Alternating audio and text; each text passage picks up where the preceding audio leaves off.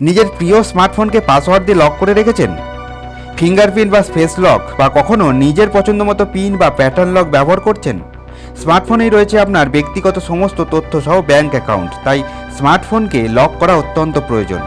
তবে স্মার্টফোনকে লক করে আপনি কোনো বিপদের মুখোমুখি হচ্ছেন না তো?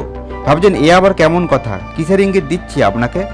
হাতে একটা স্মার্টফোন থাকা মানেই সমস্ত পৃথিবী আপনার হাতের মুঠোয়।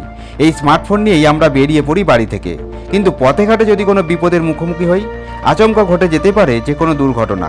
ভগবানের কাছে প্রার্থনা এরকম বিপদ যেন কারোর জীবনে না আসে। তবুও বিপদ তো আর বলে কয়ে আসে না, সাবধান আপনাকে আগে থেকেই হতে হবে।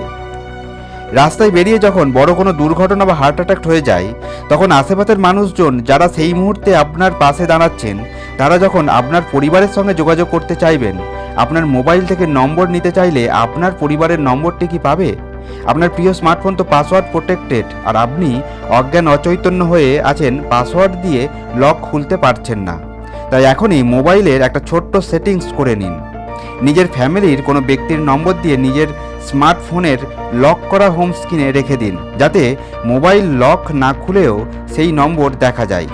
আপনার বিপদের সময় সহজেই আপনার বাড়িতে একটা খবর পৌঁছে দেওয়া যায়। এমনকি মোবাইল হারিয়ে গেলেও কোনো সহৃদয় ব্যক্তি যদি খুঁজে পান এবং তিনি যখন আপনার মোবাইলটা ফেরত দিতে চাইবে, তখন আপনার লক করা হোম স্ক্রিনে ওই নম্বর দিয়েই তিনি যোগাযোগ করবে আপনার সাথে, আর আপনিও সহজে সেই মোবাইল ফেরত পেয়ে যাবেন।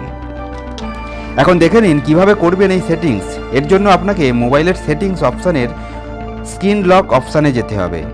স্ক্রিন লকের মধ্যেই পাবেন কন্ট্যাক্ট ইনফরমেশন। এই কন্ট্যাক্ট ইনফরমেশনের টাচ করলেই টেক্সট লেখার একটা অপশান এসে যাবে। এখানে আপনি আপনার ফ্যামিলির কোনো নাম্বার লিখে দিয়ে ডান করলেই আপনার মোবাইলের হোম স্ক্রিনে সেই নাম্বার চলে যাবে। স্মার্টফোন লক থাকলেও ওই নম্বর সহজেই দেখা যাবে।